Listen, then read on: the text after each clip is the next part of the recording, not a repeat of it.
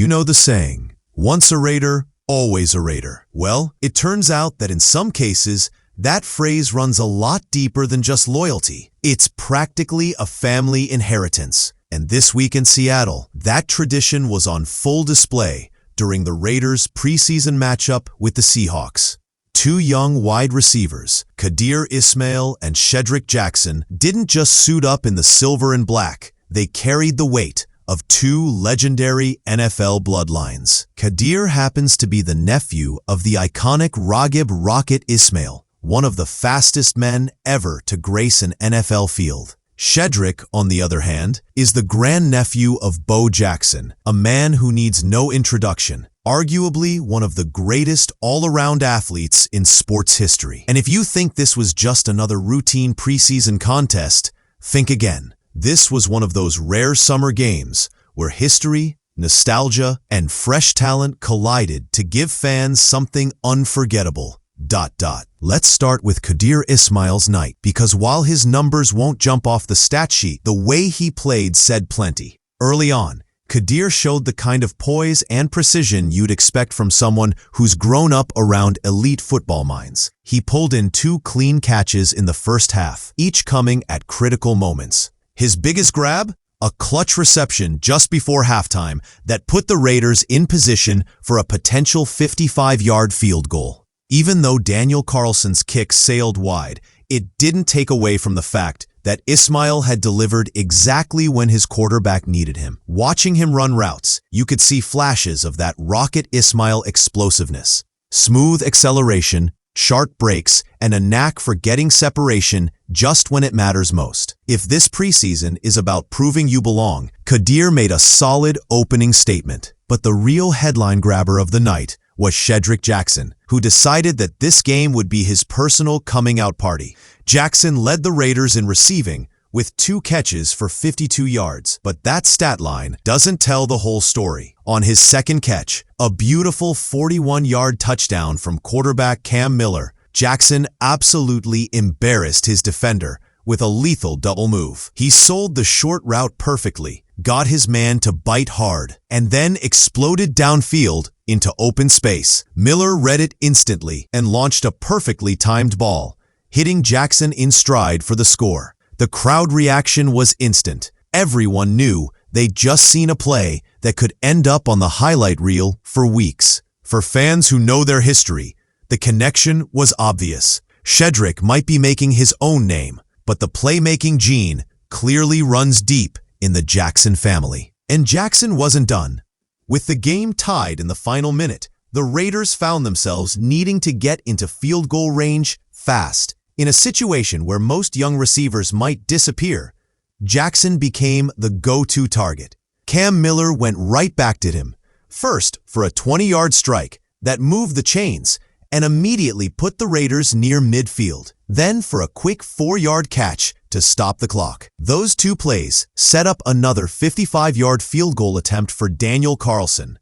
But just like earlier in the game, the football gods weren't cooperating. This time, the kick was blocked, sealing the game as a draw. Still, the message was loud and clear. Shedrick Jackson can be trusted when it matters most. In a preseason where every snap is an audition, those final-minute grabs might have been even more valuable than his long touchdown. There's also something poetic about Jackson's performance happening in Seattle. For those old enough to remember, it's the same city near his great-uncle Bo Jackson had one of the most legendary runs in NFL history. The tunnel run, as it's known, came against the Seahawks when Bo turned the corner on a long touchdown and just kept running. Right through the end zone, into the stadium tunnel, and supposedly all the way to Tacoma, as the legendary call goes. That moment became part of NFL folklore, replayed for decades as a symbol of Bo's speed and power. Now, decades later, another Jackson came to Seattle and lit it up in his own way. The circumstances were different, sure, but for Raiders fans and NFL historians, it was a sweet bit of symmetry. Sometimes football has a way of writing its own poetry. Meanwhile, while all of that was happening between the lines, something just as entertaining was unfolding on the sidelines. Former Seahawks running back and certified fan favorite, Marshawn Lynch showed up not as a spectator, not as an analyst, but as an NFL sideline photographer. Yes, you heard that right. Beast Mode traded his helmet for a camera and was posted up along the field shooting the action. The best part? During one play, Seahawks running back George Holani nearly crashed into Lynch while trying to stay in bounds.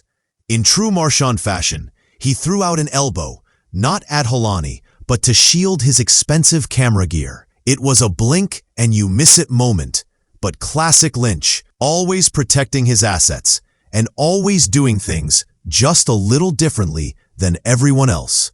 Why was Marshawn out there playing photographer? That's anyone's guess.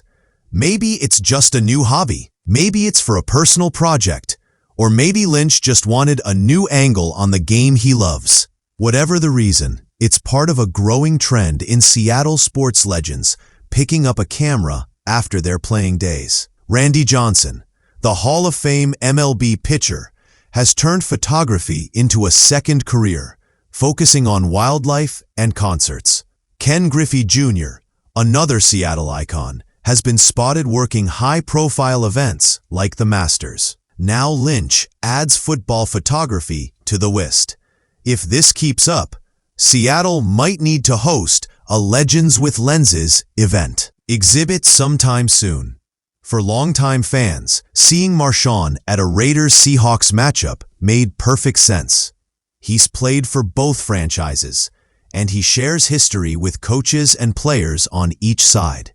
In fact, Marshawn and Pete Carroll go way back to their Super Bowl days in Seattle, and he's been known to pop up unexpectedly at Carroll's events, including once showing up at his introductory press conference just to ask a question. Maybe this photography gig is just another chapter in Lynch's unpredictable post-NFL journey.